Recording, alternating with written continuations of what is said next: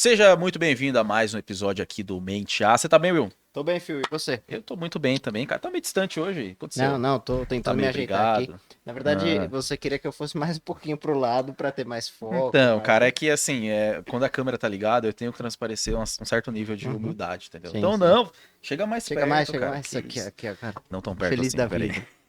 Não, tô brincando, ok? Você sabe que é um prazerzão estar aqui contigo. Cara, e hoje a gente tem um convidado de alto nível aqui.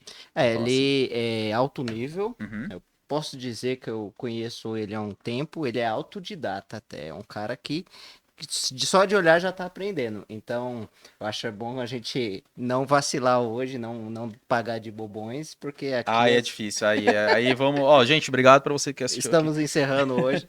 Não, E hoje, assim, por conta de fatores externos, né? Fala aí, sim. Phil.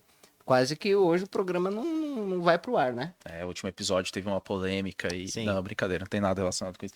Foi mais coisa da nossa querida amiga Enel, né? Sim, sim. Não tão amiga assim, mas vamos deixar isso pra outro momento. Ó, tem conversa que nunca tem acontecido aqui já, não aconteceu aqui com nenhum convidado, mas tem conversa que a gente sai às vezes falando assim, cara, eu acho que eu saí mais burro dessa conversa. E hoje eu tô criando a expectativa contrária. Eu acho que hoje eu tenho duas folhas aqui, uma para desenhar, outra para fazer anotações, porque realmente nunca uma conversa com ele sai Eu quero ver você conseguir é, fazer anotação, Numa, desenhar e nunca tudo. uma conversa com ele sai em Sim. termos normais. Sempre a gente aprende alguma coisa e sempre a gente tem mais conhecimento que a gente consegue absorver. Então, Andreas, ó, nada de cortar, que hoje a gente vai estourar o nosso tempo. É. Não quero saber, o Gui também aí, não quero Você que saber, cara. tá depois Ó, do você. mentear, ó, Desculpa, já era. mas aconteceu. Bom, então vamos deixar nosso convidado se apresentar, né? Pelo amor de Sim, Deus, já falamos demais. ele pode dar um bom dia ou boa tarde. Eu acho que ele consegue. E já vou deixar ele numa saia justa, hein? Em hebraico, fala aí um boa tarde em hebraico para nós, nosso querido Pedro Meirelles, escritor, pastor, autodidata, marido e português e muitos outros adjetivos. Sim. Em português foi o melhor, né? O melhor é esse. Então, boa tarde, bom dia, sei lá qual o horário que você está assistindo, mas o importante é você Boa noite. perceber, né, que é boa noite também, que é no seu horário do lançamento. Não me avisaram nada. Aliás, eu vim sem saber o que fazer, por que fazer. A única coisa que eu sei é o nome, né? Mente A. E você Então, pode se considerar que você sabe demais, viu? Porque então a quando gente é assim. a mente A pode ser uma mente que é nota A ou pode ser alguém que mente com nota A. Sim. Então você escolhe a predisposição da coisa, se é uma Boa. grande mentira ou se é um grande pensador. Boa, boa. Partindo desse princípio, né, eu vou começar dizendo sobre o seguinte: o grande pilar da nossa existência é entender para que serve o conhecimento, ou para que serve eu ter uma mente que pensa, né? Um dos livros que eu escrevi chama A Mente, né, a arte de não pensar, não é a mente, mas é a arte de não pensar, porque essa é a nossa nova arte. Ninguém precisa pensar mais. Eu tenho o meu amigo ChatGPT, né?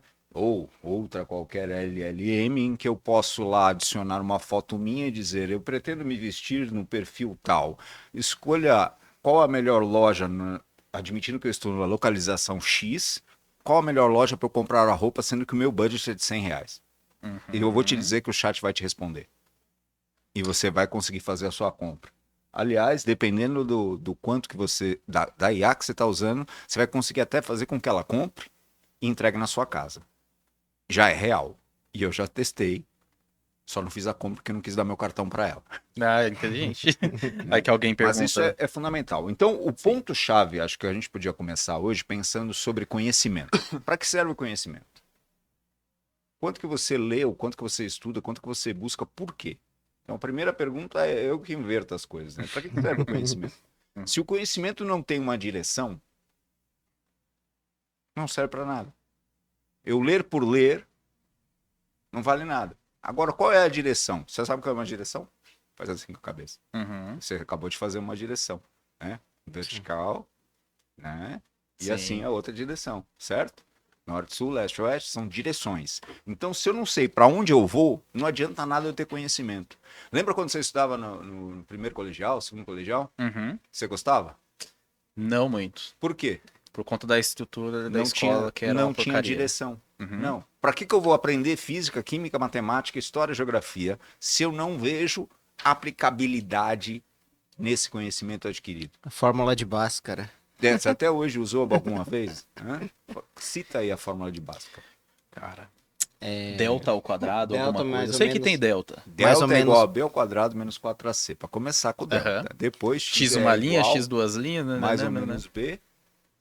Não, menos b Menos B ao quadrado, alguma coisa assim. Raiz mais de ou menos B, raiz sei lá. quadrada de delta sobre 2. Não, é a mais ou menos raiz quadrada de delta. Mais ou menos raiz quadrada de delta sobre 2b. Era pra isso que eu precisava saber da, É da isso, Bhaskara. tá Tá vendo? Eu ia precisar usar agora, cara. Vai usar o quê? Hoje ela Se seria você não útil. souber usar, então conhecimento sem direção não funciona. Sim. Sim. Então eu preciso saber para que eu vou adquirir conhecimento. Então você vai ler, para que eu vou estudar filosofia? Para que eu vou estudar psicologia? Para que eu vou estudar neurociência? Para que eu vou estudar a Bíblia? Se eu não tiver uma direção, se eu não souber o porquê, eu não estudo. E hoje nós vivemos numa geração que busca um negócio que é muito engraçado. Sabe qual é a palavra mais comum hoje entre a geração Z, Y, WH, essas gerações novas aí? É. E disseminada pelo Instagram e pelas redes sociais TikTok, encontre o seu propósito. Propósito. Mas o propósito não é uma direção. Porque o que é o propósito segundo esses conceitos técnicos aí? Propósito é aquilo que eu me proponho a fazer, se a gente for olhar a raiz da palavra. Então, é aquilo que eu me proponho a fazer. Então, qual é o teu propósito? Fazer algo. E quando eu faço esse algo e estou realizado, significa que eu estou cumprindo o meu propósito. Sim ou não? Agora, Sim. se eu faço algo e eu não me sinto realizado, eu não estou no meu propósito. Sim. Tá onde? Estou vivendo a vida. Então, conhecimento sem direção não funciona. Assim como vida sem Propósito. chamado não funciona. Ah, Enquanto todo mundo busca o propósito, todo mundo esquece chamado. a distração do chamado é o propósito. Enquanto eu busco o propósito, que é o que me satisfaz, eu esqueço do chamado daquele que me criou. Esse é o lance da distração. Então eu foco naquilo que me satisfaz e esqueço daquele que me chamou. Qual é o meu propósito? Viver o meu chamado. Aí mudou. E a satisfação vem pelo chamado e não pelo meu propósito. São as loucuras demais. Então, entendimento inicial, conhecimento precisa de direção. E o segundo ponto, conhecimento precisa de diversidade. Sabe aquela coisa de que hoje todo mundo quer ser especialista, né? Na internet você entra lá e o cara, eu sou especialista em umbigo. O que você sabe? Eu sei de todos os formatos, de como que ele é feito, de como que ele é cortado, e de acordo com o corte, como ele foi feito, se o ângulo foi XYZ, quando aquele adulto estiver pronto, o umbigo vai ser daquele jeito. E se o umbigo for daquele jeito, significa que a personalidade da pessoa é ZWH. Então a gente tem especialistas de tudo hoje na internet, não tem? Tem. Sim. E o que acontece com o especialista? O especialista É um de verdade. especialista. Ele é um especialista. E o que a gente precisa hoje? Você usa a sua especialidade só para uma coisa. E no dia a dia você precisa de Várias. diversidade. Você não consegue viver sem ter diversidade. Você precisa. Nós somos diversos. E na diversidade é que nós conseguimos avançar. O especialista é importante para quê? Mais uma vez, para encontrar e viver o propósito, ou seja, para a busca pessoal. Enquanto que a diversidade permite o quê? Que eu vá em diversos ambientes e consiga estar. Porque se eu sou especialista, eu só consigo estar onde o especialista se destaca. Sim. Enquanto que se eu sou diverso, eu posso estar em todos os lugares a todo tempo, com todos. Então eu me faço de grego para com os gregos, de judeu para com os judeus, eu me faço de louco para os loucos e de normal para os normais. Você escolhe que papel você quer que eu seja. Eu posso me fazer de português agora.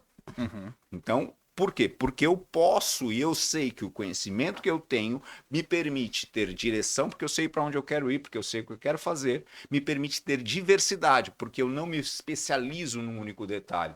Eu estudo de tudo.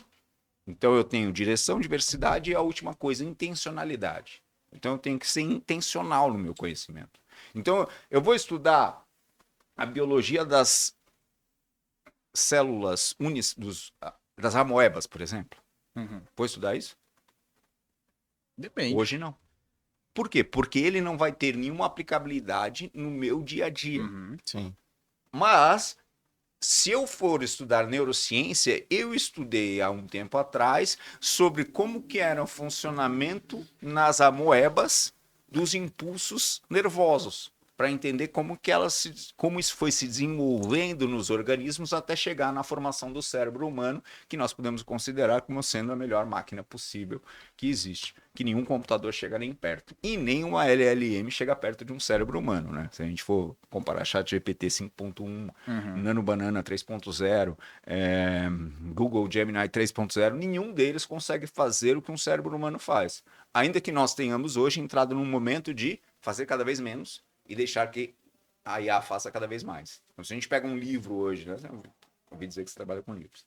Então, nessa de diagramar livros, sei lá, obviamente que você vê os textos, né? E se você for como eu, na hora que você vê um texto, você não consegue não ler, né? Ah, é É impossível. impossível não ler. Então, na hora que você está lendo, você já sabe. Este aqui veio de lá, né? Da LLM. Há uma estrutura de texto que, ainda que você passe num humanizador de texto, o texto humano é sempre diferente. Porque o texto humano carrega coisas e traz coisas que um texto gerado por um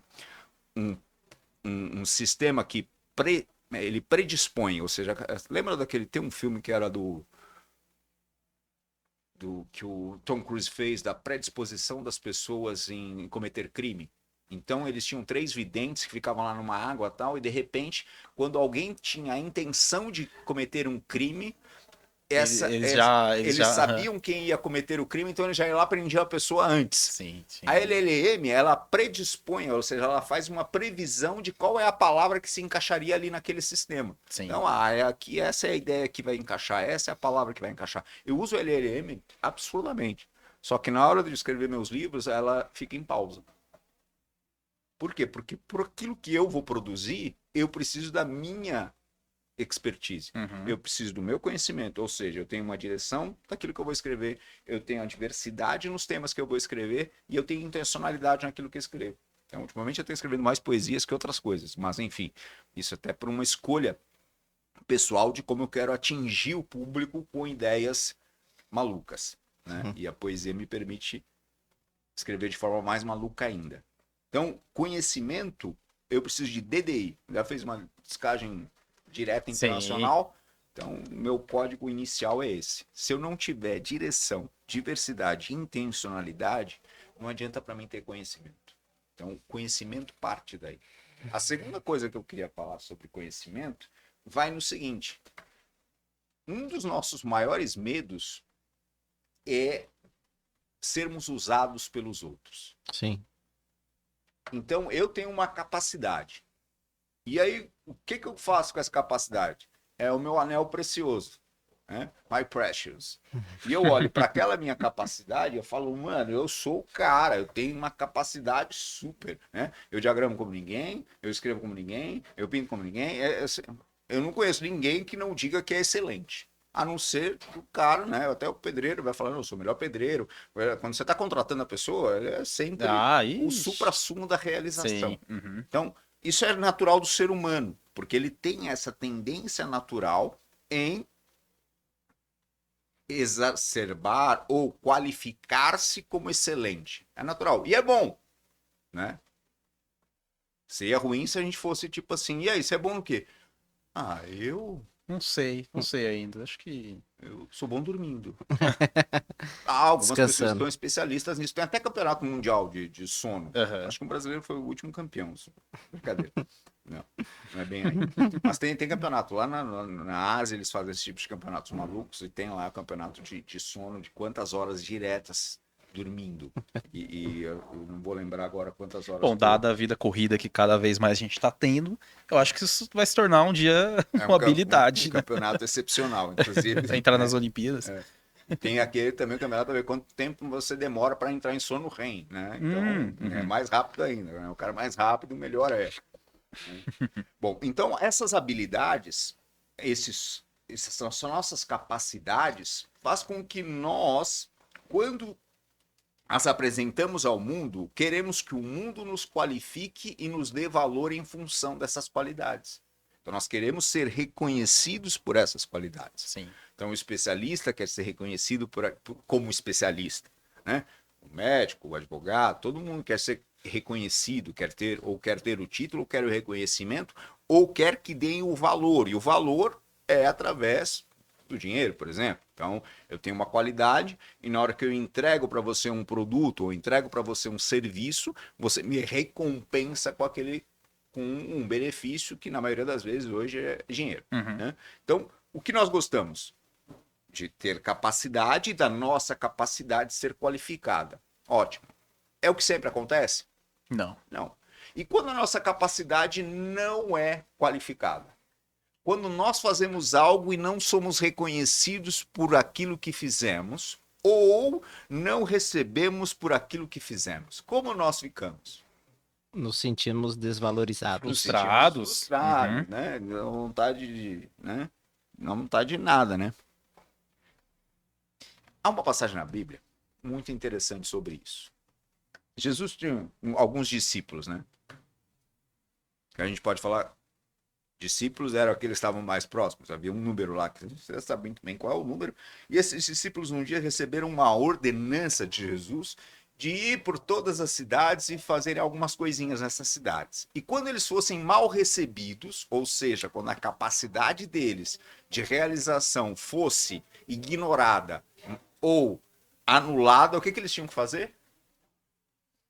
É, no geral, eles deveriam sair de lá, sacudir o pó dos Sacudir a pés. poeira dos pés. Bater a sandália, sacudir as poeiras e continuar a vida. Ou seja, quando não te valorizarem, o que você deve fazer? Tem que deixar de quieto, tem que deixar quieto. Ignora.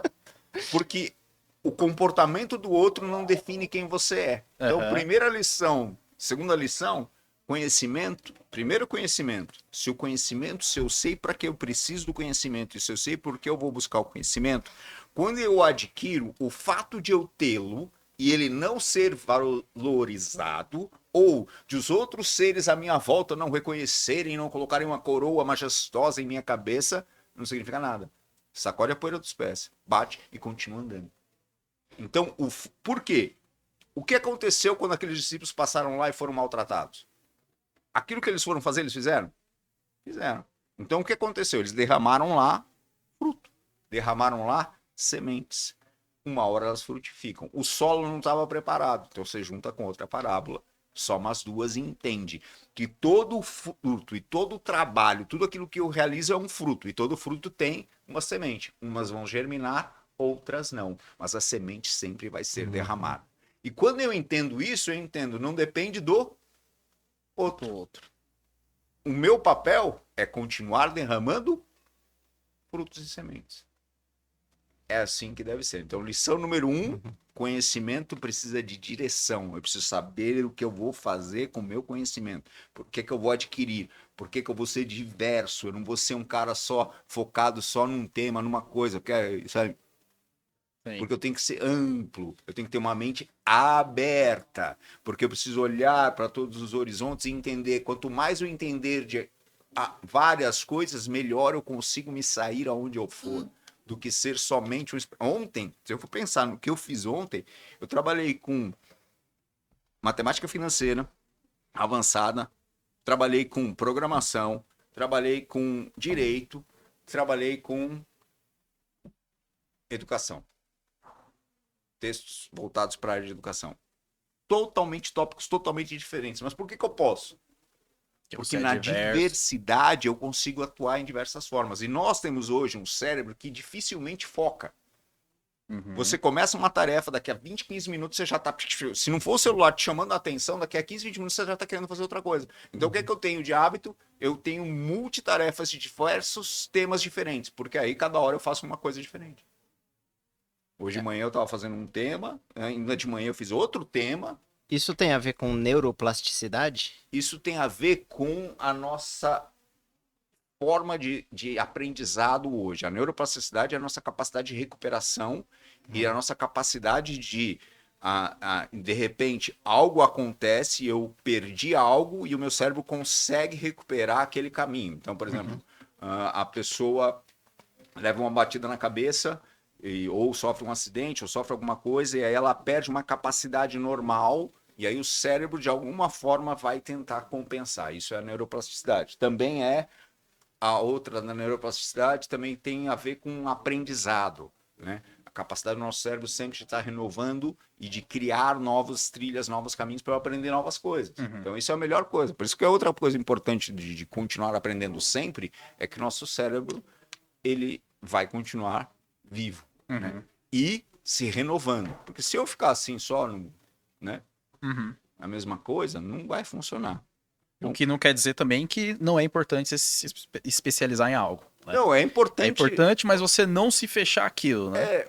Assim, eu gosto de especialistas, eu conheço vários, mas Uhum. o foco do especialista é que é só aquele foco.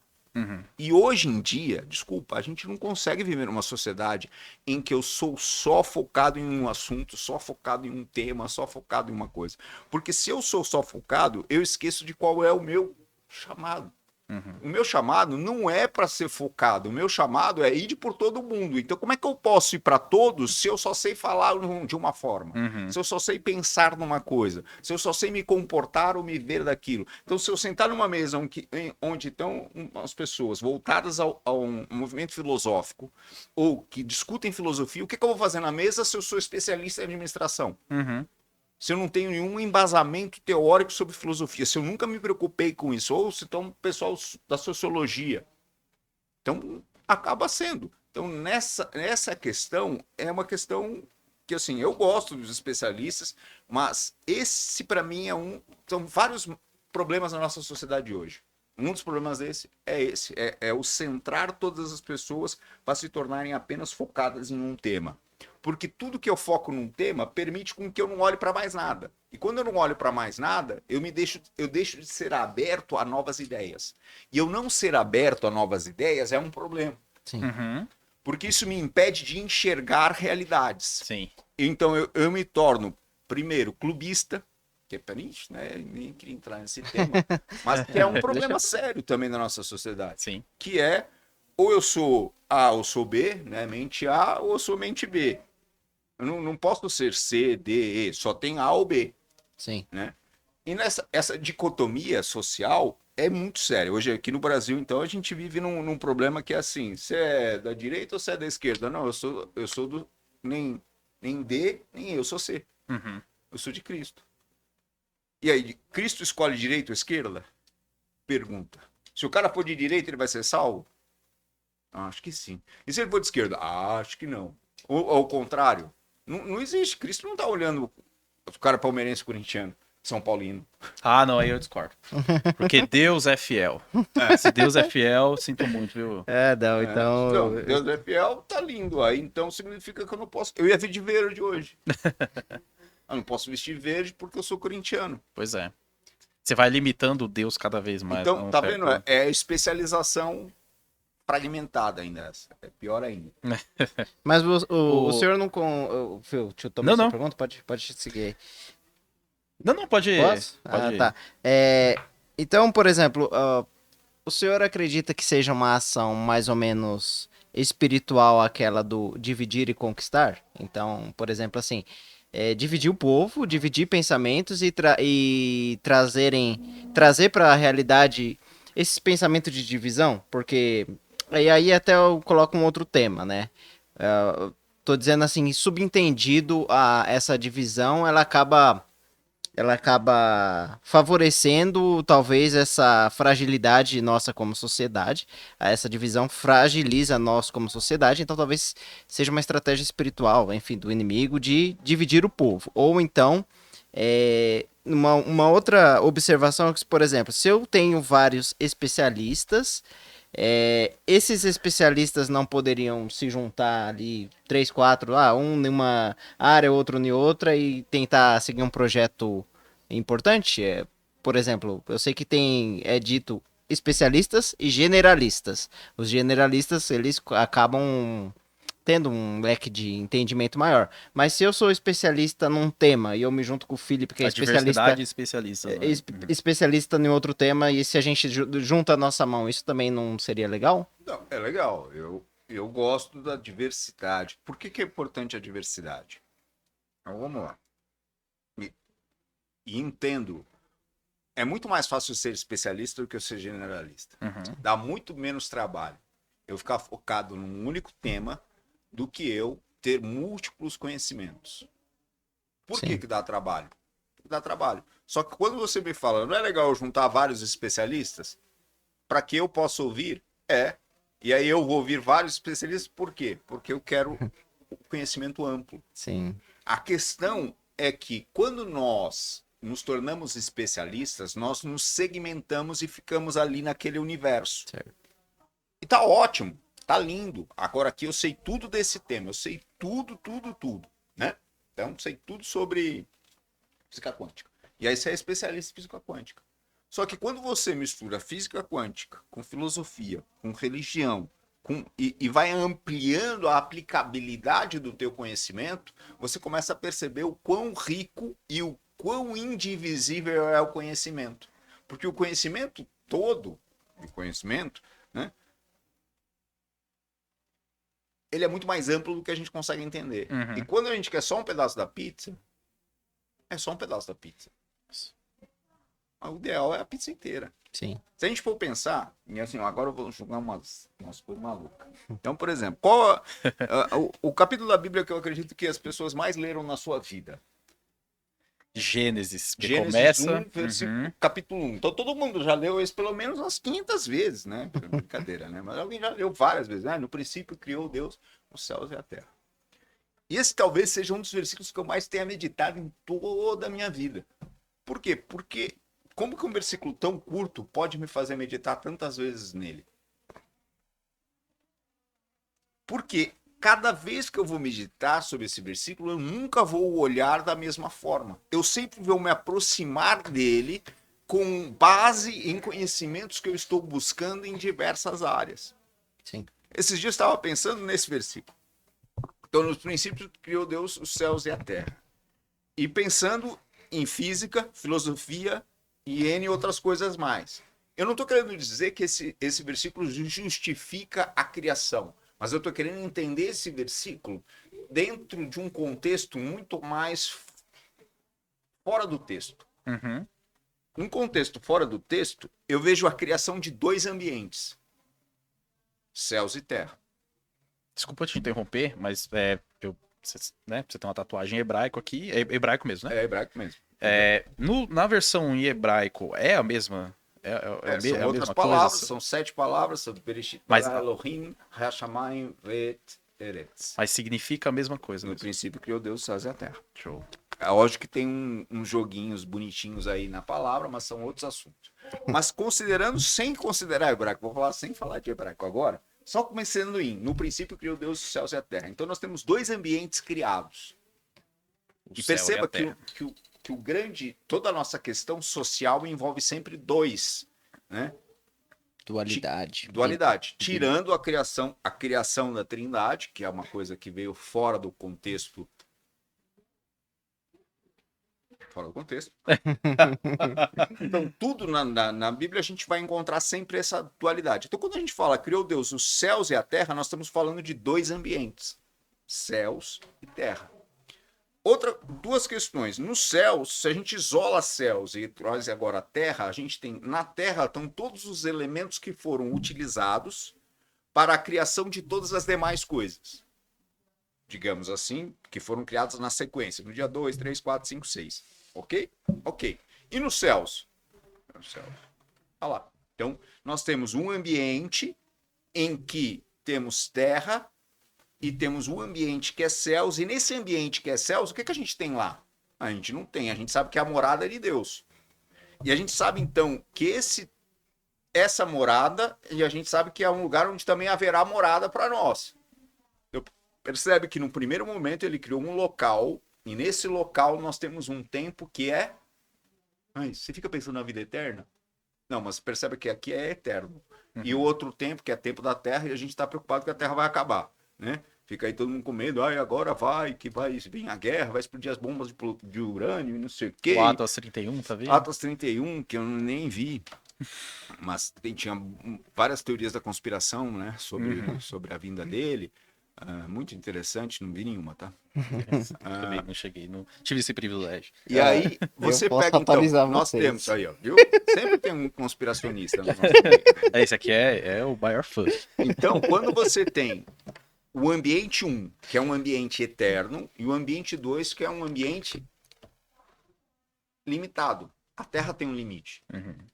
Então, nós temos a criação, no primeiro instante, houve a criação de 2 ambientes, um com elementos diferentes e com tempos diferentes. Quando nós falamos de campo, de elementos diferentes, de tempo diferente, na física nós vamos falar de campo gravitacional. Então, um campo gravitacional covariante. Então, é como se ele tivesse criado 2 campos.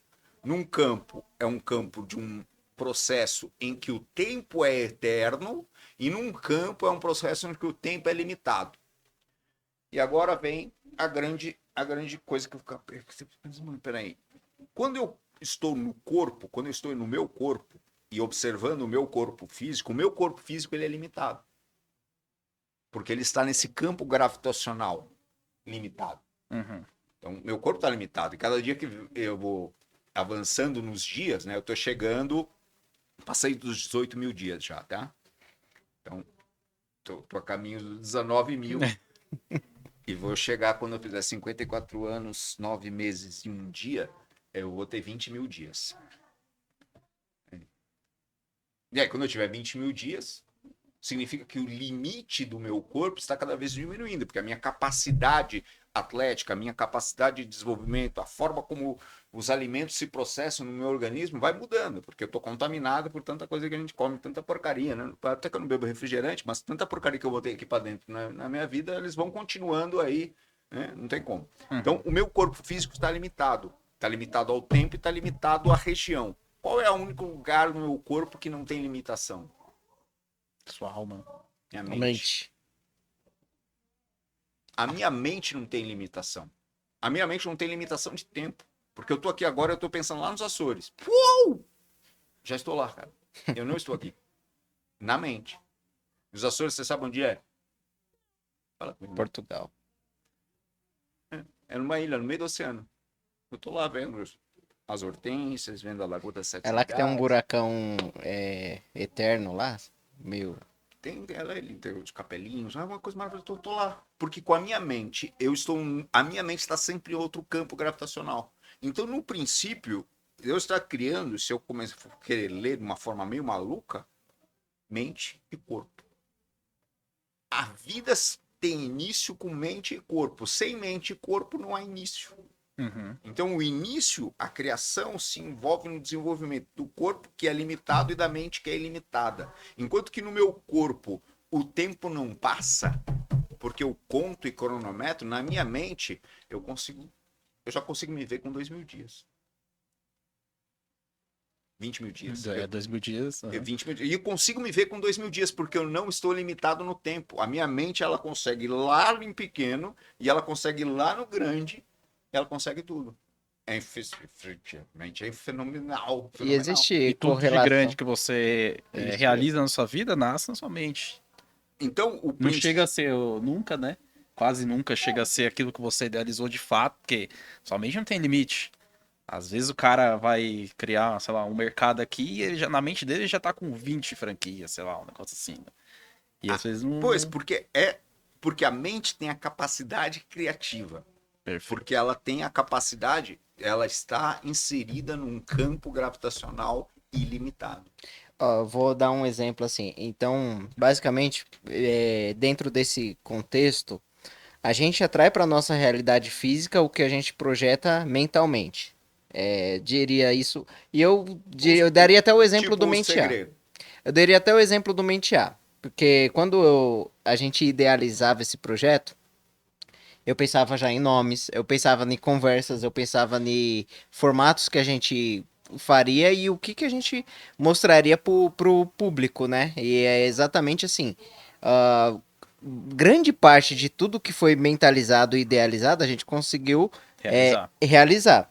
Agora eu tô idealizando nós sermos muito grandes, bastante seguidos. Sim. Mas aí veio logo já, o pastor logo no início já falou, mano, se você fizer o seu trabalho e muitas vezes você não for reconhecido, você não tem que dar bola, você tem que continuar semeando, não.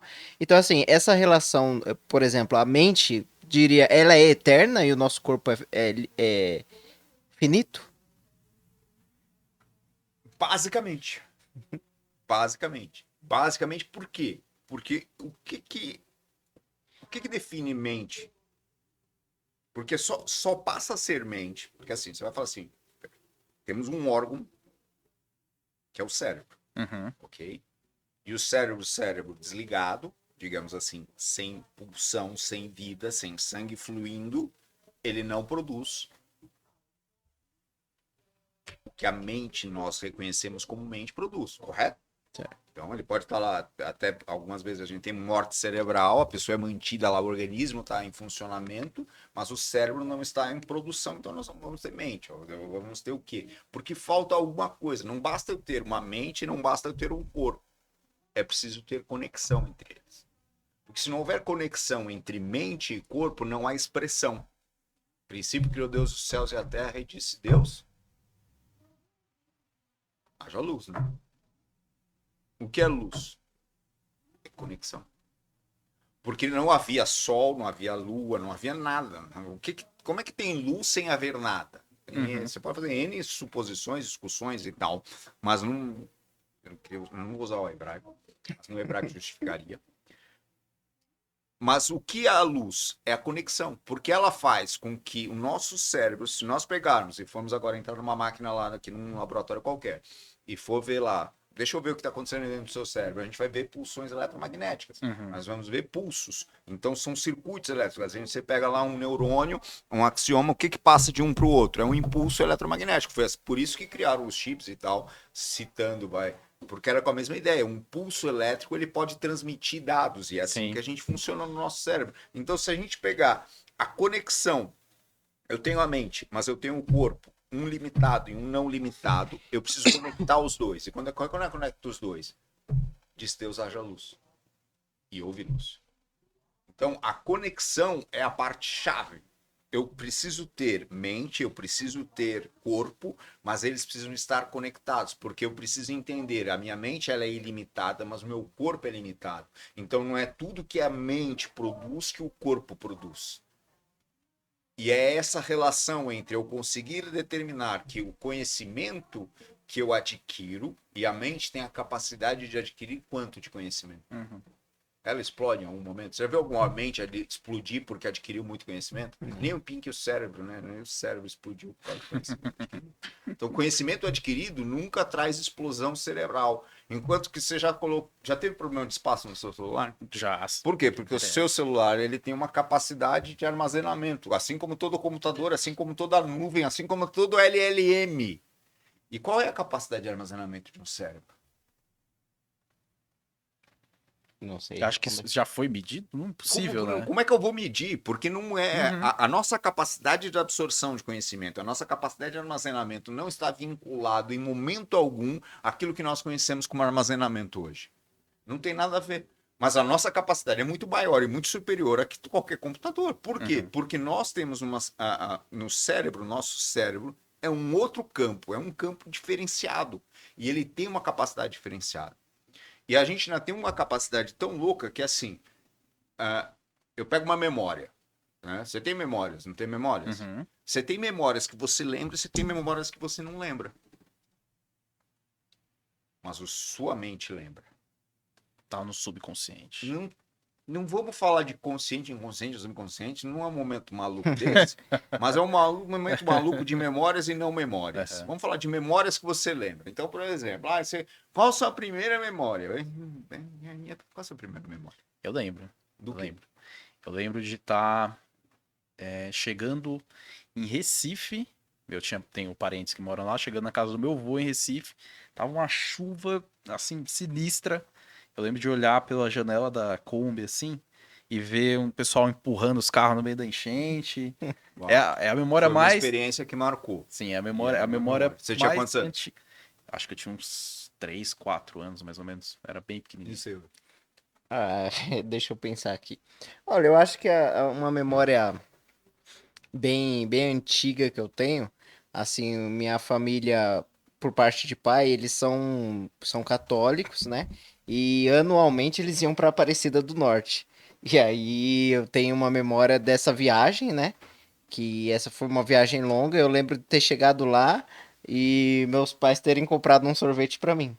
Caramba. É, aquele Aí sorvete. sim, aí só que o que aconteceu? Tinha vários primos, aí eles detonaram meu sorvete, eu fiquei bem triste.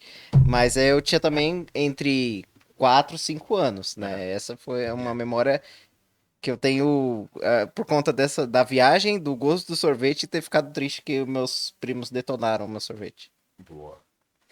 Eu não sei dizer qual é a memória que eu tenho, mas está tudo bem. Tá lá nos Ah, Açores. não, provavelmente não. Mas dentro das memórias, é o que acontece. Percebe que essa memória, ela, por que que ela é ativada e por que que ela é trazida? Por que que você recorda desse evento? Por que que você recorda dessa memória? Sensações. Então, por que essa memória só é recordada? Porque ela já foi contada, não é a primeira vez que você está contando. Uhum. É a primeira vez que você está contando isso? É, não, eu já contei uma vez, Eu já mas acho contei que é a outras segunda ou a vezes. terceira. Eu não conto Então muito você sobre essa história. conta. Se você não conta para o outro, você conta para si mesmo. Uhum. Sim. Você repete a memória. Porque nós temos essa capacidade de repetir. E aí vem um outro conceito, mais maluco ainda, que a verdade é o reflexo do que eu repito. Sim. Talvez se eu chegar nos meus primos e falar, vocês lembram que vocês detonaram meu Eles não sorvete? vão Eles vão lembrar. falar, não, que Mas eu mentira. repeti essa história. E pra mim vai ser Então verdade. essa Uhum. história é verdade. Que loucura. Eu atravessei uma rua e uma Brasília amarela atropelou meu pé. É uma história que eu conto para mim. Será que é verdade? Era uma Brasília amarela? Tá, Era uma Brasília? e se eu nunca fui pra Aparecida?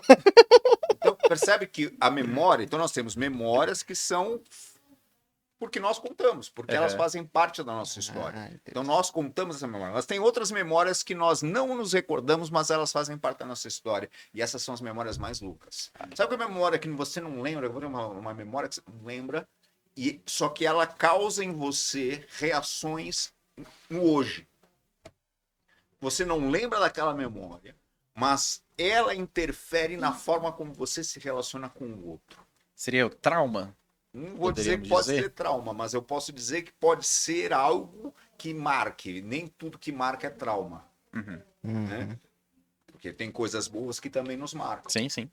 né? Então, mas dentro das experiências que nós vivemos e que nos marcam, elas produzem um tipo de memória que ela gera no nosso físico, no nosso corpo físico, as reações que nós nem pensávamos que poderíamos ter, mas é uma memória. Então, por exemplo, eu quero algo e meu desejo por aquele algo, quando eu externo aquele desejo, então eu externo meu desejo de querer. Ah, hoje eu queria almoçar arroz com feijão, batata frita e um bife a cavalo. Eu externo esse desejo. Quando eu externo esse desejo, eu recebo a negativa. Dizer, ah, não tô afim. A pessoa me responde, não tô afim. Automaticamente, qual a minha reação? Hoje eu não quero comer. Uhum. Hoje eu não quero comer. Vou comer. Eu tava cheio de fome, com um desejo absurdo por um alimento, e de repente, porque eu recebo a negativa, eu simplesmente desisto de comer. E eu causo mal a quem? A pessoa não tá nem aí. O mal vem sobre mim mesmo. Então eu Sim. mesmo produzo mal. Por que eu faço isso? Alguma coisa aconteceu em algum momento, alguma memória que está linkada aqui, eu não recordo qual é, mas alguma memória de algum evento em que eu sempre tive vontade de comer algo e eu sempre tive a negativa.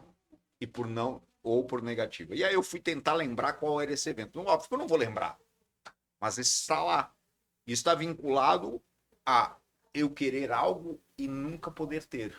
E por não poder ter, como é que eu anulo esse sentimento? Eu simplesmente puno o meu próprio corpo.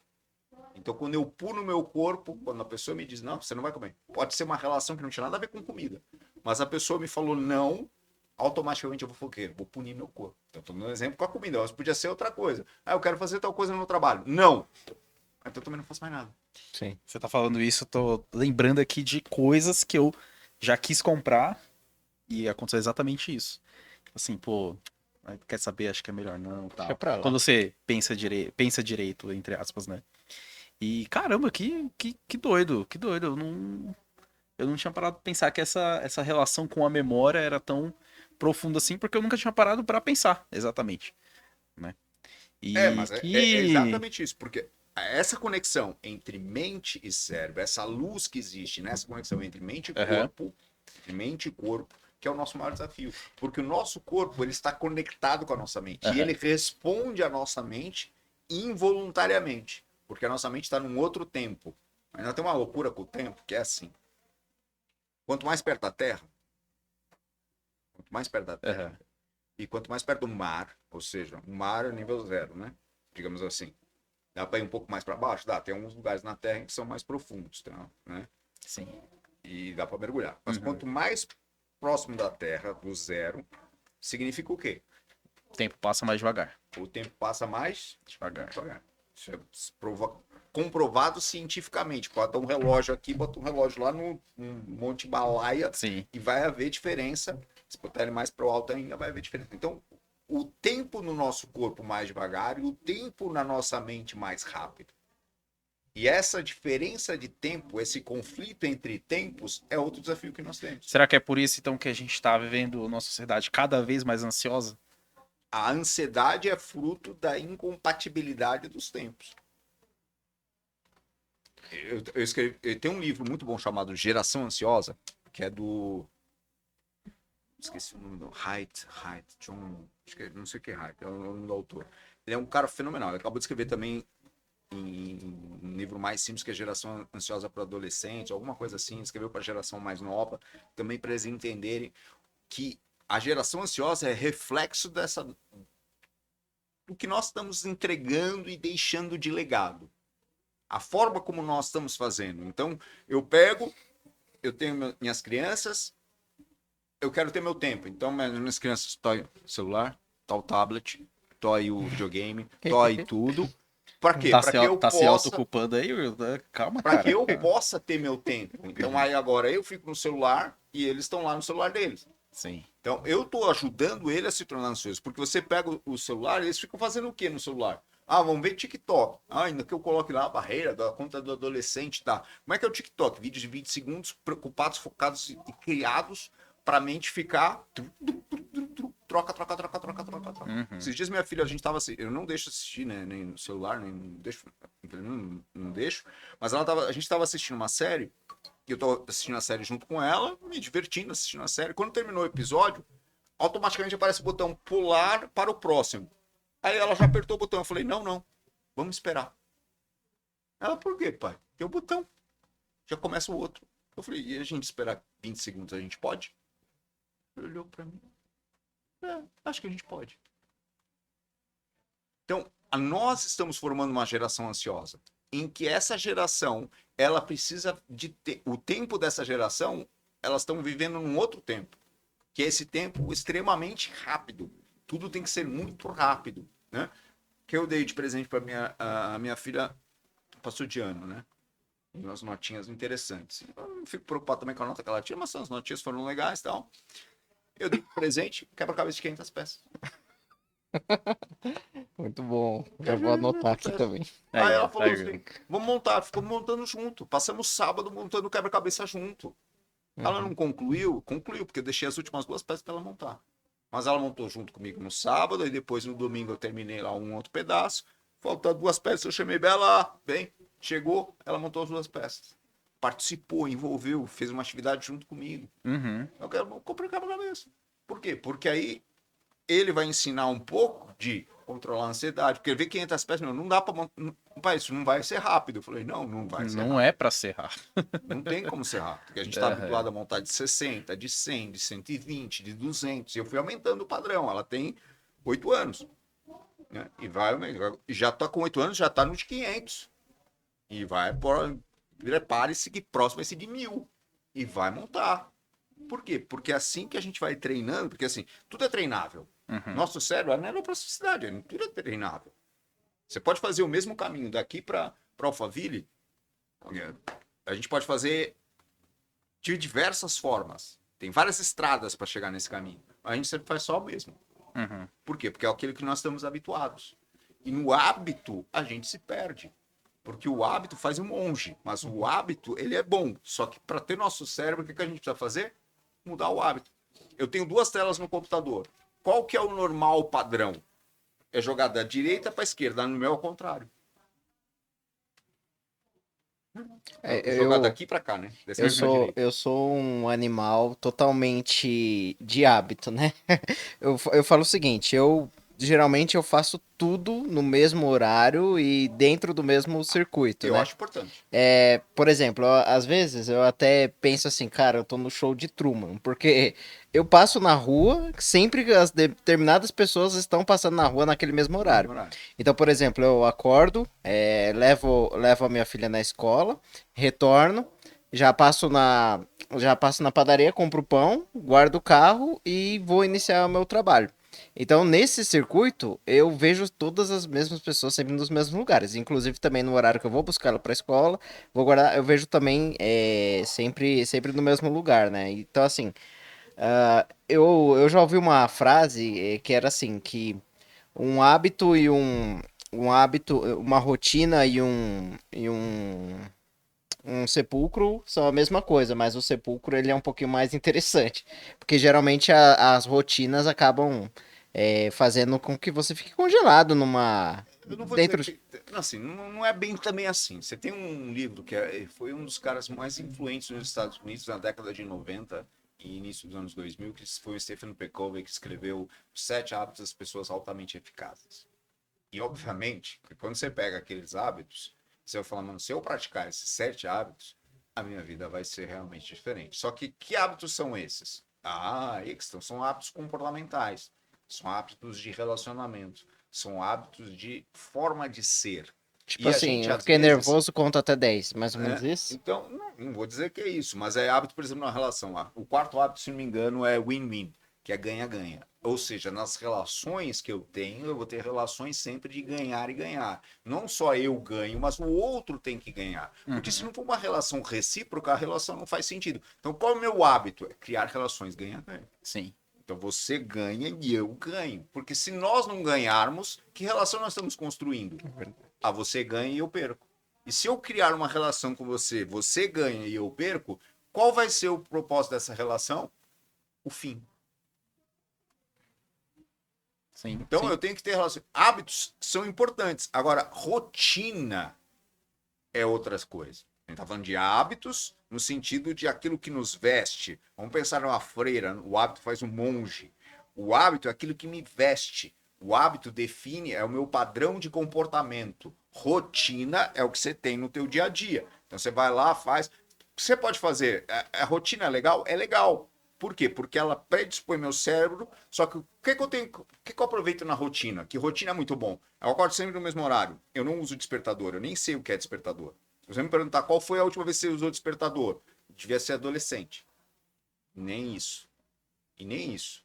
Por quê? Porque não uso despertador. Por que não uso despertador? Porque eu deito e falo para minha mente antes de dormir. Acordar antes das 6. Tá bom para você? Tá bom. Que hora que eu acordei hoje? 15 para 6. E acordo como? Feliz, contente, renovado. Porque feliz, contente é exagero, né? Que eu sou português. Mas, normal, né? Minha esposa depois briga comigo. Normal, acordo normal. Por quê? Porque acordei. Uhum. Porque eu programei não, porque eu falei comigo mesmo, falei, olha, eu quero acordar esse horário. Se você precisasse acordar às 4 da manhã, eu vou deitar e vou falar, preciso acordar às 4 da manhã. O meu corpo, a minha mente sabe as horas, gente. Cara, aqui, ó, eu Por vou que te dar os sabe as parabéns, horas? porque Não é parabéns, é porque é prática. Uma coisa é, você tá lá com o seu celularzinho, bonitinho, ele toca, qual a primeira coisa? Snooze, né? Mais 5 minutinhos. Pô, mais 5 minutinhos Sonequinha. ferrou. E a sonequinha vai te roubar muito da tua energia. Porque essa sonequinha só rouba energia. Então, isso não tá, de repente, ligado mais à disciplina? Você conseguir, você... Porque assim, eu acho que para você consolidar uma rotina, um hábito, você tem que ter disciplina. Sim, disciplina é fundamental, Uhum. obviamente. Mas vamos voltar na rotina. Então eu acordo às 6 da manhã. Qual a importância do acordar às 6 da manhã? Eu preciso acordar às 6 da manhã? Não. Eu não preciso. Eu poderia acordar às 6h30. Eu podia acordar às 6h45. E sábado e domingo? 6 da manhã. Não rola ficar até mais tarde, às vezes fico, mas aí começa a já doer o corpo, já começa a ficar irritado na cama, eu preciso levantar, preciso viver. Então a rotina ela é importante porque ela nos permite, se eu sei usar a rotina, eu ganho muito. Então, por exemplo, eu tô lá sempre indo lá no mesmo horário, eu levo a minha filha na escola, saio, vou pra padaria. O que é que eu vou fazer num dia diferente? Eu vou do outro lado da rua. Ao acontecer quando eu for do outro lado da rua, não vai dar pane, mas o meu cérebro vai começar a enxergar coisas que eu não estava vendo. Então, a rotina é importante, mas se eu quero desenvolver e trazer novos caminhos para o meu cérebro, na hora que eu pego a rotina, o hábito não muda. Levar a filha na escola, comprar o pão continua. Mas a forma como eu faço, dou uma volta a mais no quarteirão. Muda alguma coisa? Tudo muda. No Sim. meu computador, eu mudo tudo de lugar. Tem época que é daqui para cá, tem época que é daqui para cá. Para que toda hora eu tenha que pensar no que eu estou fazendo e não estou fazendo no automático. Eu não entro na rotina. Eu entro. Então hoje, para eu puxar um arquivo desta tela, passar para esta, não é fazer isso. Eu tenho que fazer o contrário. Ele passa por fora. Por quê? Porque isso exige atenção. Então aí eu estou focado. Então tudo que eu faço geralmente tem sempre um motivo maluco, né, por trás. Uhum. Mas os caras, quando vai lá o TI no meu computador, ele fala, aí, aqui é tudo ao contrário. Eu falei, aqui é o contrário. Só que quando eu percebo que o contrário já está tão internalizado que eu nem dou o trabalho de pensar, eu volto pro normal. E aí depois dá ruim, Uhum. né? Nesses dias. Mudei o teclado, porque eu estava com um teclado, uso um Mac, estava com um teclado, mudei de teclado só porque eu já estava acostumado com o botão. Eu falei, vou mudar o teclado, que é para mudar o...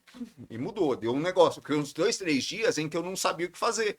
Em que eu tentava dar o comando e apertava a tecla errada, porque estava acostumada com outro teclado. Sim.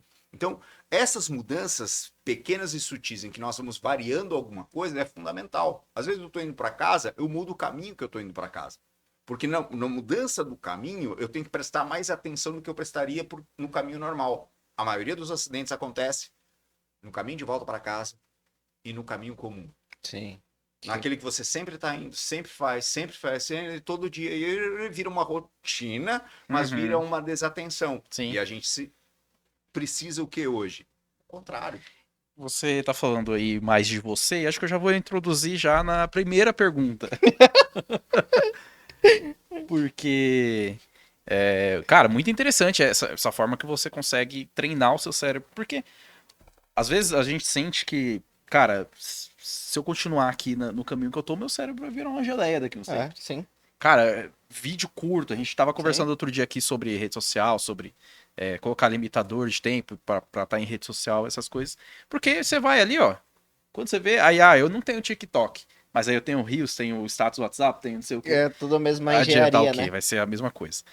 Enfim, mas, Pedro, quem é o Pedro, cara? Quem é? Você já tá falando mais de você agora, da sua rotina. O Will introduziu aqui antes da gente começar que você tem uma história legal, você é português, eu acredito que você passou parte da sua infância e adolescência lá, veio pra cá um pouco mais já adulto, não sei. Mas quem é o Pedro? Como que você se apresenta para as pessoas? Eu me apresento assim, não gosto de me apresentar muito, né? Até por ser uma questão de escolhas malucas minhas. É. Mas quando eu tenho que falar quem eu sou um cara que lê muito e continuo lendo muito. E leio muito sobre muitas coisas, como eu disse, conhecimento para mim é direção. Então, se eu tenho conhecimento, eu consigo estar e permanecer em diversos lugares onde eu não poderia estar por não ter esse conhecimento. Boa. Esses dias eu estava sentado, trabalho num escritório de advocacia, não sou advogado, não tenho conhecimento. Tenho conhecimento adquirido pela leitura, não pela presença nas aulas da universidade. E estava conversando com o meu chefe, vou chamar de chefe, né? Mas estava lá, precisava ver tal coisa. Eu falei, isso aí eu já vi em tal. Ele olhar para mim e fala, aí passou uma meia hora, falou de um outro assunto. Ah, isso aí eu também já vi, não sei aonde, não sei aonde, não sei aonde. Então, quem sou eu? Eu sou o cara em que conhecimento é minha base. E eu gosto de explorar e estudar e procurar entender. E quando eu não sei, eu vou pesquisar. Porque também tem muita coisa que eu não sei. Eu não entendo de biologia no nível profundo que eu gostaria. Eu não entendo do agro como eu gostaria. Eu andei estudando esses tempos atrás. Eu não entendo de muitas coisas. Mas o que eu busco sempre é continuar desenvolvendo e buscando conhecimento. Por quê? Porque com conhecimento eu posso estar em todos os lugares. Então o que eu gosto? Eu gosto de estar. Eu gosto de ser, eu gosto de ficar no meu lugar. Então quando eu vou me apresentar, eu sou Pedro. Não gosto de títulos, não gosto de nada. O que eu gosto? É muito chato. Eu gosto simplesmente de me dizer, quem me define? Estudante. Uhum. Eterno estudante e um eterno buscador de conhecimento. E busco conhecimento em todas as áreas, leio todos os temas. Gosto muito, ultimamente ando lendo muito de psicologia, psiquiatria, neurociência, ando lendo muito de IA, estudando muito IA, de como aplicar, de como trazer, porque não é só saber, ser um usuáriozinho de ChatGPT, não é? Eu falo assim, eu tenho até um... Sei tudo sobre IA, fala com o ChatGPT aqui. Não sei tudo sobre IA, mas eu sei... Não, esses dias eu criei, tem um grupo dos Estados Unidos que eu sigo lá, que é um grupo especial só de os malucos da IA, e eles estavam desenvolvendo um parceiro de pensamento, um thought partner. E eu criei o meu. E eu falo com o meu parceiro de pensamento. E ele é embasado nos meus princípios, nos meus valores. A gente prepara todo um prompt em cima disso. E leva umas 2-3 horas para criar esse cara. E eu falo com ele, eu ligo para ele e falo com ele. Caraca. E ele responde em português de Portugal. Ele fala comigo em português de Portugal. Não vou colocar ele aqui, depois eu mostro para vocês. Mas ele fala comigo em português de Portugal. Por quê? Porque quando eu criei, eu fiz falando brasileiro. E quando terminou a construção das frases versus a construção das frases do português de Portugal, eu falei, eu preciso do português de Portugal. Aí você vai falar, qual a diferença para você, sendo que, né? Qual a diferença? Uhum. Então, por isso que é isso que me define um pouco. A minha diferença está no português do Brasil versus o português de Portugal. É a forma de pensar. Pensamento mais estruturado. Pensamento mais estruturado e fundamentado versus, digamos assim, um pensamento também é fundamentado, mas ele é mais fragmentado, no sentido assim, demora mais para ser expressado do que no português. É seco, é bruto. Você vai falar com o meu cara aqui, é embaçado. Eu como palmeirense, e eu tô muito triste essa semana, é claro, então não vou fazer muita gracinha, mas eu como palmeirense eu vejo que o pessoal sempre cai matando às vezes em cima do Abel, porque ele é muito direto e fala coisas que geralmente um brasileiro, ele falaria com mais jeito, ele fala de forma mais direta, né? E aí a mídia esportiva aqui não gosta muito dele. Eu também, depois que ele perdeu a Libertadores, eu tô com a minha tristeza ali com ele, né? Mas enfim. Não vou falar sobre isso. Uhum. Inclusive, Palmeiras, eu ia estar aqui hoje com a camisa do Palmeiras, com a faixa de campeão, com a cara verde. Eu ia fazer isso hoje, mas enfim. Ainda bem que não. Mas agora... Eu ia responder a entrevista. Eu também não ia sentar do lado desse cara. Ele não gosta de títulos, mas eu sempre, por respeito, sempre o chamo de pastor, né? Porque eu já caminhei com ele na igreja que nós frequentávamos, né? Hoje nós não estamos nesse corpo religioso mais, né? Mas eu sempre tive muito respeito, muita admiração, e os motivos são óbvios, né? Pelos quais eu tenho esse respeito e admiração, porque eu conheci o pastor numa época em que eu ainda estava me desenvolvendo muito, né? Eu era pré-adolescente para adolescente, e a gente começou a ter acesso a uma forma de pensar, um conhecimento que pra gente era muito diferente do que a gente estava acostumado a ver. E aí eu vou trazer a minha pergunta em cima disso. Como pessoa e como qualquer um de nós, o senhor falou aí de chamado, né? Que ele é mais importante, ou ele tem mais significado do que exatamente o propósito. O propósito é uma coisa mais individual, né? E aí a minha questão é o seguinte: aquele que o senhor, como estudioso, estudante, entendido, que tem o poder de inspirar as pessoas, eu venho de uma linha assim que a religião trouxe um pensamento unilateral.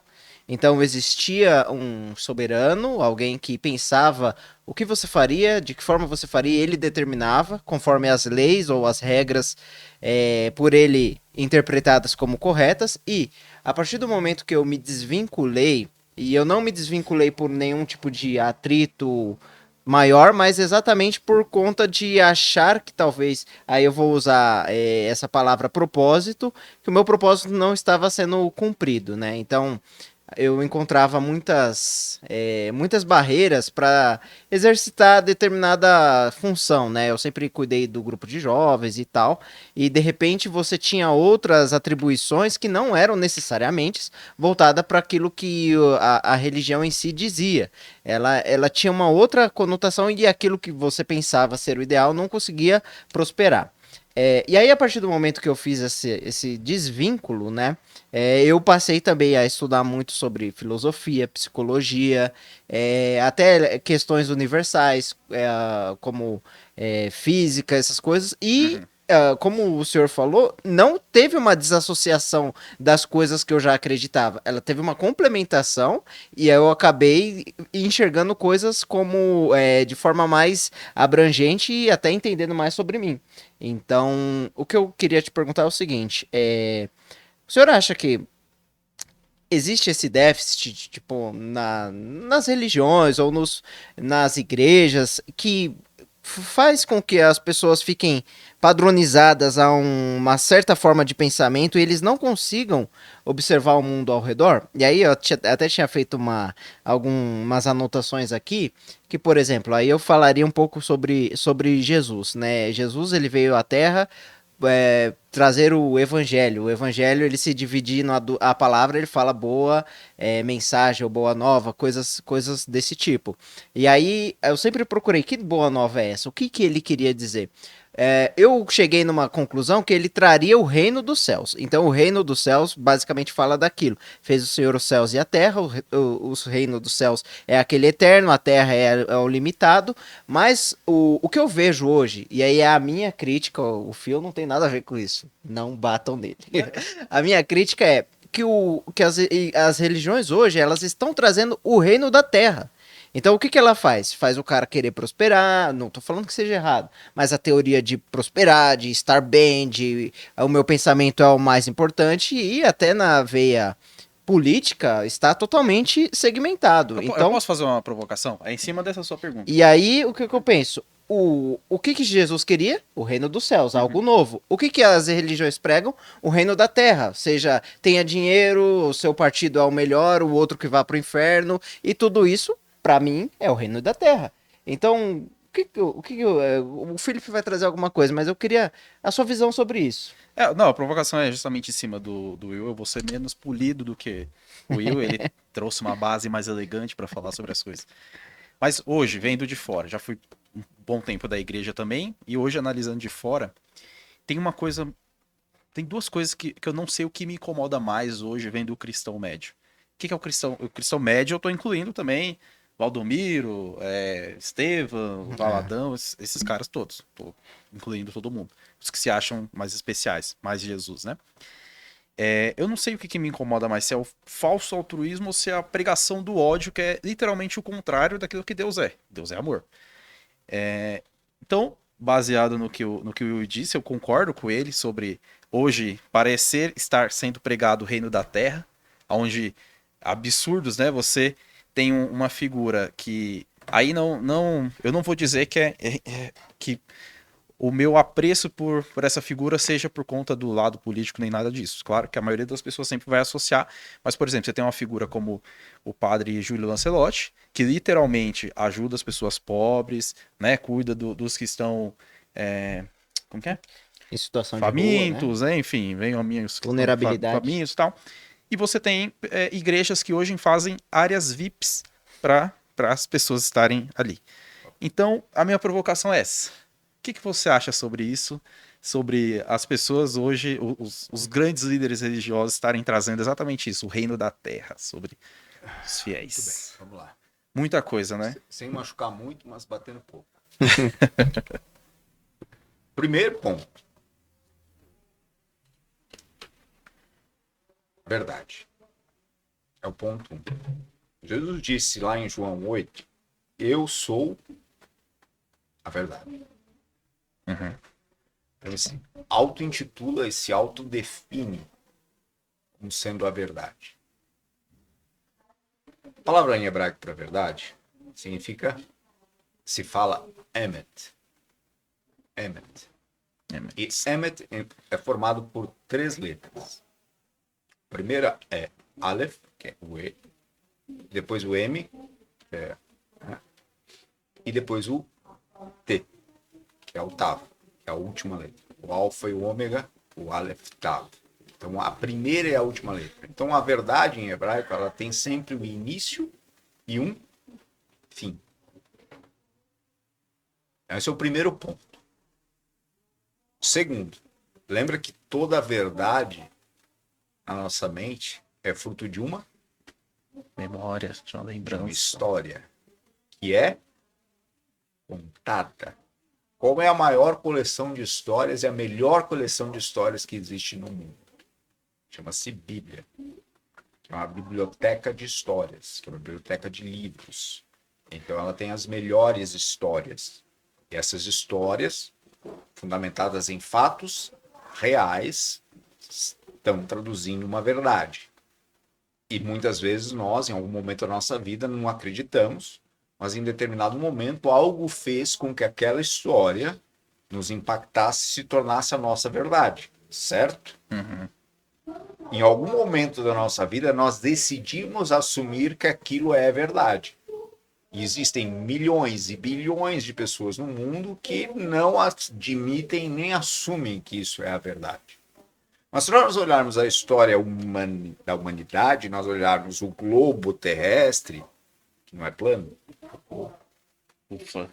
o globo terrestre, nós vamos ver uma divisão entre religião, digamos assim, não queria usar o termo religião, mas usando o termo religião, um lado oriental e um lado ocidental. É melhor fazer assim, ocidental e oriental.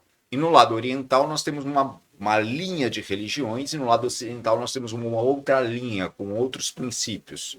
Mas nós temos uma raiz muito similar em algumas coisas nas duas, em todas elas. Porque todo o propósito, o objetivo da religião, não o chamado, Uhum. o propósito, que é o propósito do microfone, o propósito do Pedro, que é diferente do chamado do Pedro e o chamado do microfone.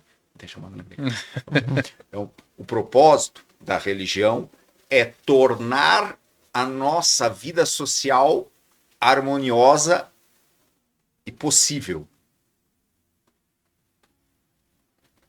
Então, para lidar com o quê? Com os medos pessoais e coletivos. Isso é religião. Para que serve? Propósito. Resolver problemas sociais. Medos sociais e medos pessoais. Qual é o maior medo? Nosso maior medo. Morrer? Solução? Vida eterna. Muito bem. Parabéns a você. Todas as religiões têm uma solução para a morte. Porque esse é o maior medo social.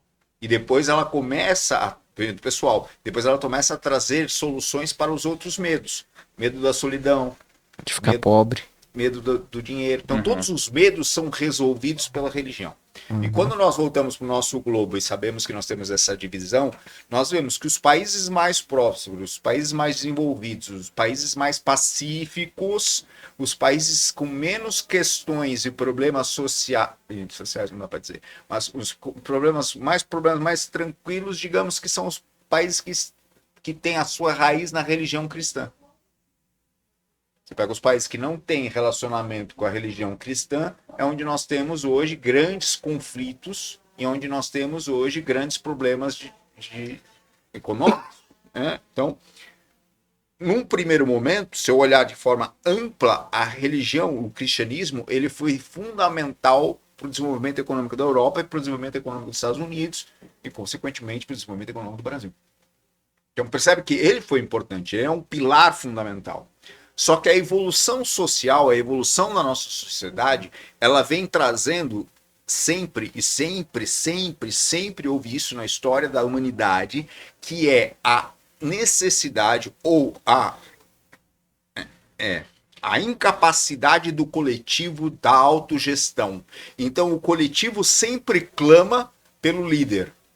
Isso está na Bíblia, inclusive, em todas as histórias que nós vamos olhar. Se nós fomos lá para o Êxodo, nós fomos para os Juízes, nós vamos ver o coletivo sempre abre mão da sua capacidade pedindo um líder, alguém que lidere. Por quê? Porque no coletivo eu perco, digamos assim, a minha identidade, eu não sei me comportar coletivamente, então eu preciso de alguém que coordene e diga o como fazer.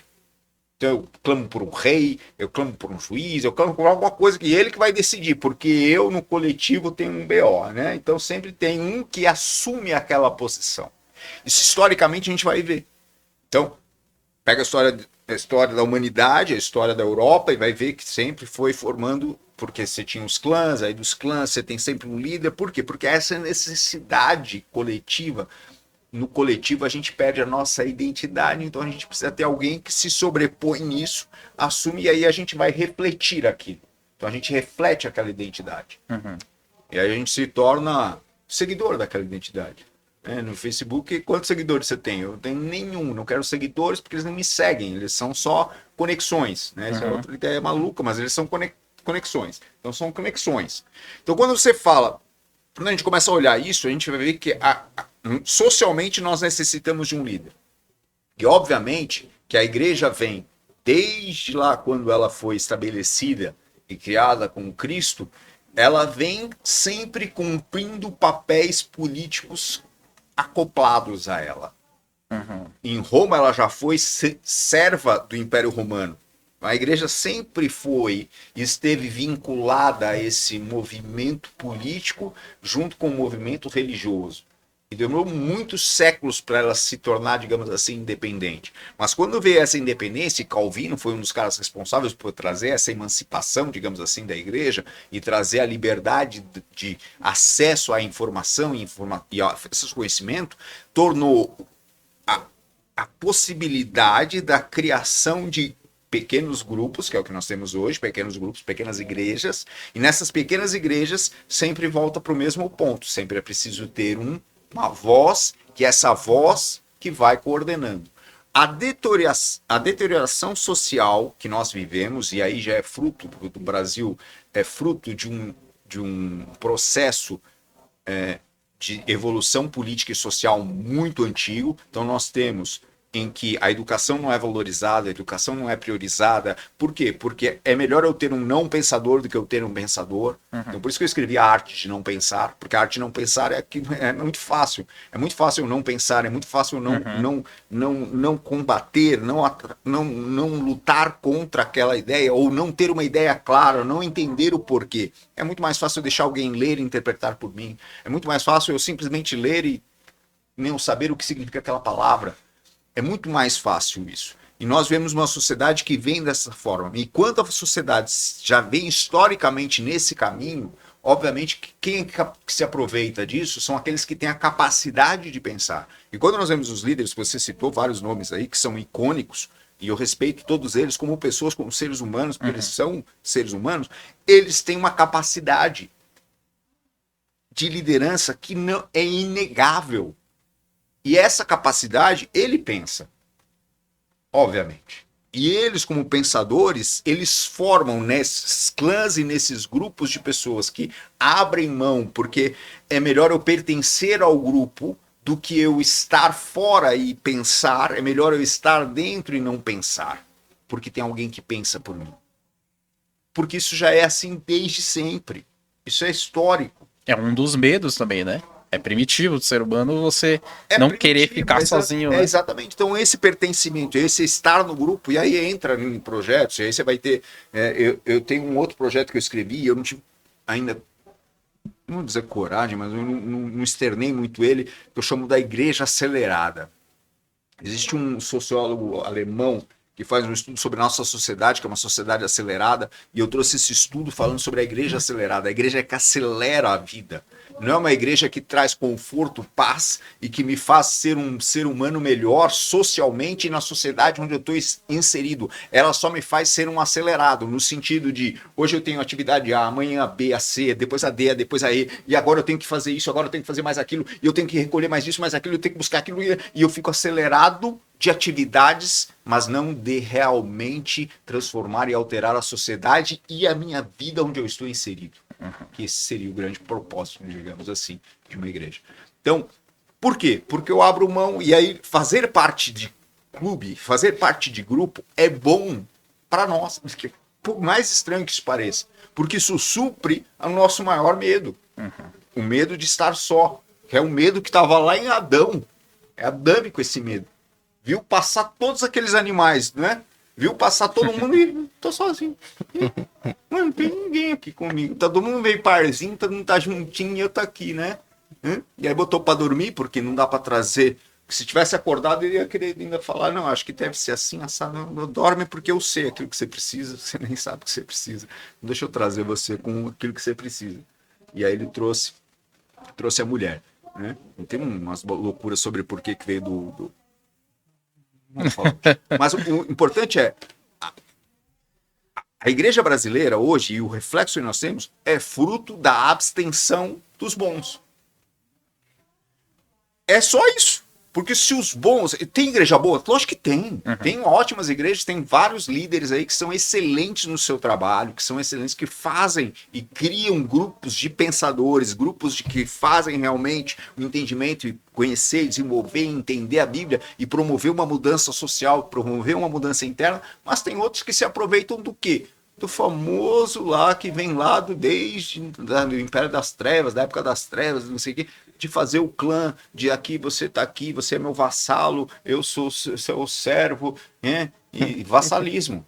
É relação toda de vassalo. E o cara tá ali, tô no feudo, tô protegido aqui no feudo, porque no feudo ninguém me ataca. É o reflexo e eu que... devo os direitos, agora porque eu tô aqui no feudo, eu faço tudo que você manda. E Por quê? Porque é uma sociedade que não incentiva isso. E isso não é só na igreja, isso é na política, isso é no futebol, isso é em tudo, porque a nossa sociedade foi criada assim. Como é que muda isso? Tem que ir mudando. Se a gente pegar também, e aí você fala, como é que muda? Muda com a educação. Você pegar a Suécia, década de 40, vai lá ver como que era. A Suécia, que hoje é um ícone, vai lá ver como era. Vai ver como era a Finlândia na década de 30, 40. Vai ver como era Portugal na década de 60, 70. Hoje também não é lá muita grande coisa, mas mudou. O que mudou? Tem um livro, tem um livro de Salazar. Salazar é um dos caras como se fosse assim, da ditadura ou do poder extremo, que era problemático realmente, que trouxe muita opressão. Meus avós fugiram de Portugal por causa do período de Salazar no poder, porque era um período difícil, fora que ainda estavam os reflexos das guerras, né? E eles fugiram de Portugal, foram para Angola em função desse momento. Mas tem um livro de Salazar em que ele fala, uma das primeiras falas dele, ainda quando ele não era presidente, ele estava ainda como primeiro-ministro, como ele não mandava ainda em tudo, ele era primeiro-ministro, votado, escolhido pelo povo, que ele fala assim, a mudança em Portugal só vai ser possível através da educação, de escolas de qualidade. Enquanto a gente não tiver isso, desculpa. Não vai mudar. A gente não vai conseguir, porque a gente precisa pegar nessa geração, pegar minha filha, a geração que vem a seguir e ir formando e trazendo essa mentalidade diferenciada, com conhecimento, com coisa, em que conhecimento aplicável, não conhecimento só para agora você vai fazer ali o vestibular, passou no vestibular, acabou e continua. Criar pensadores. Tem uma série da Editora Abril que chama Os Pensadores, lá com vários nomes lá de vários pensadores da economia, da filosofia, da sociologia. Eu li aqui quando era pequeno. E é fenomenal, porque eu preciso entender o quê? A gente precisa ser pensadores. A minha mensagem é assim, o que eu sou? Eu sou um pensador. Se eu não estou pensando, eu estou pensando. E até dormindo eu penso. Né? Porque eu vou dormir, digamos assim, com um pseudo problema, e eu venho com a solução quando eu acordo. Esses dias eu fui dormir com um problema, Vou dar um problema ridículo. Era a gaveta que eu não sabia como arrumar a gaveta. Eu sonhei com a gaveta resolvida. Nossa, cara. Aí chegou no caminho. E aí eu acordei de manhã com a ideia da gaveta, pô, é só fazer aquilo ali, pá, resolver a gaveta. Quando não é assim, é andando. Eu ando 1 hora geralmente por dia, e nessa 1 hora eu não escuto música. Eu não boto nada no meu fone, eu não coloco distração nenhuma, eu não ligo pra ninguém, eu não olho pro celular, eu fico pensando. E nessa 1 hora eu vou buscar soluções para aquilo que eu preciso fazer. Então no trabalho eu tô pensando, como é que eu vou criar aquilo lá? Ah, se eu vou fazer isso. Então beleza, pará. Ontem eu resolvi um problema. Aí no que eu resolvi esse problema, o chefe falou, ficou top. Só que na hora que eu fui dormir ontem, na hora que eu botei a cabeça no travesseiro, eu lembrei daquilo. Mas e se eu colocar tal coisa? Será que é possível? Nem sabia se dava pra fazer. Mas eu falei, será que é possível? Eu falei, acho que dá. Guardei, cheguei no escritório, primeira coisa que eu fiz, liguei o computador, perguntei pro chat GPT. É possível isso? Respondeu o que é. Ah, então, catei a coisa, peguei lá, joguei lá, já mandei pro chefe. Nova versão, tá aí, tá pronto. Porque tá sempre pensando. Agora, a gente pode também ficar esperando. Mas é porque eu não consigo ter uma vida que não seja de pensar. Obviamente que tem gente que fala, não, isso desgasta, isso cansa, isso não sei o que. Isso não é que cansa. Cansa fazer o que você faz hoje? Não. Também não me cansa fazer o que eu faço hoje. Porque cada um de nós tem aquilo. Qual que é o meu chamado? Aí você diz assim, esse é o teu propósito? Não, eu não foco na ideia do propósito. Eu foco na ideia do meu chamado. Qual é o meu chamado? E eu sei que eu não cumpro. Estou longe de cumprir aquilo para o qual eu fui chamado de fazer. Por quê? Porque eu ainda estou aí, a milhas de distância. Ah, vou chamar para fazer pastor de multidões? Não. Não fui. Eu fui chamado para ser aqui, ó. Para estar aqui. Falando com poucos, porque essa coisa. Porque quando eu falo que eu fui chamado para ser pastor de multidões, a conversa é meio estranha. Então, o que eu vejo hoje na nossa sociedade é que não é um problema da igreja. É um problema estrutural da sociedade. E a igreja é só o reflexo do problema social que nós vivemos no Brasil. Se acabasse com a igreja, não é acabar com o Não vai problema. acabar. Porque a política vai ocupar, por exemplo, de alguma forma ela já ocupa e ela faz muito disso. Né? A gente vê o reflexo disso, principalmente na região Nordeste, onde a educação é cada vez mais escassa. Eu estava fazendo um estudo sobre as relações ético-sociais no Brasil. E estava observando que nós pegamos assim, no censo de 2022, foi um censo feito agora há pouco, né? 2022, saiu os primeiros resultados mostrando lá que a maioria da população se identificou como parda ou negra. Mas 54% da população se autodetermina, porque é autodeclarado. Não é uma coisa do tipo assim, a pessoa que vem fazer a pesquisa, ela não fala, ele é branco, e marca branco. Não, é a declaração. Pergunta ali, Guilherme, você é branco? Aí o Guilherme responde, sim. Ou, não, sou pardo. E ela anota. Então, 54% da população se autodeclarou parda ou negra. Aí você pega, ou seja, se a maioria da população é parda ou negra, vamos lá olhar qual a porcentagem da população que tem curso superior. 75% é branco. 25% negro ou pardo. Então você já começa a entender que o negro ou pardo ele tem uma maior dificuldade de formação acadêmica. Aí você vai olhar qual é a maior porcentagem da população carcerária. Não vou falar o número, eu sinto vergonha. É um problema social gravíssimo e ele só é solucionado com educação. Sim. Então, o nosso problema social brasileiro hoje é a educação. Não é a igreja, não é a liderança da igreja, não é a política, é a falta de incentivo e de preparo para que a nossa população seja formada, a nossa população em geral, independente de cor, credo, crença, de qualquer coisa. Sim. A gente devia ter o quê? Um foco, educação, formação, levar as pessoas a pensar, levar as pessoas a ler, levar as pessoas a buscar, porque só isso vai trazer mudança. E assim, eu acho que é um problema maior ainda quando a gente pensa que não há solução a curto prazo. É solução a longo prazo, que tem que formar gerações futuras. E, cara, Pedro, assim, eu adorei te conhecer, cara. Te conheci hoje e, assim, o papo aqui foi gigante. Eu ficaria 3, 4 horas aqui falando com você, mas nosso tempo, infelizmente, é escasso. Nós temos uma limitação e isso Sim. ela é mais estruturada aí por conta da rotina do estúdio mesmo. Aham. E assim, a gente tá muito feliz dessas aulas. Eu saio daqui também Nossa, coisa pensando. pra pensar a semana inteira. Tá E doido. assim, a gente quer saber se pode contar em outras oportunidades Por favor, também, Lógico. para entrar mais nesse tema, para falar de outras coisas também. E também, de repente, o senhor passar também os seus livros, onde a gente acha, como que a Sim. gente tem acesso a esse conteúdo. Não vendo, não me preocupo com isso, entendeu? Totalmente. Mas eu falo assim, de verdade, eu te conheço há muito tempo, então toda vez que a gente conversa, a gente absorve conhecimento. E eu sei que de repente quem lê o seu livro vai ter Sim. esse mesmo presente. Eu vou deixar também aqui o presente, que é o meu desenho aqui pro senhor. Aí. E aí, se quiser deixar uma consideração final, né, Phil? Sim. Aí deixar uma consideração final e é claro que a gente vai retornar aqui Por para favor, bater cara. esse papo ainda mais aprofundado. A minha consideração final é simples assim, olha, mantenha a mente aberta. Tem que estudar, tem que buscar conhecimento, tem que Sim. buscar ter direção, disciplina e ser intencional no estudo. Uhum. Por quê? Porque quando eu sou intencional, é assim, preciso ser intencional nas redes sociais. Não é intencional, é intencional na vida. As redes sociais é só um adendo, Uhum. né? Vida, internet, LLM, tudo isso é só um adendo. O importante é a nossa vida no dia a dia, né? Porque se no dia a dia nós conseguirmos ser intencionais e buscarmos realmente entender quem somos em Cristo e como fomos chamados em Cristo para viver, a coisa ia ser diferente. A coisa ia ser totalmente diferente. Só que isso exige educação, isso exige estudo, isso exige dedicação. E aí isso exige tempo, né? Sim. E hoje, o tempo parece que é tempo escasso. Só que o tempo na nossa mente ele é ilimitado. O problema é que nós ocupamos e permitimos que coisas que não deveriam ocupar o nosso tempo ocupem nosso tempo.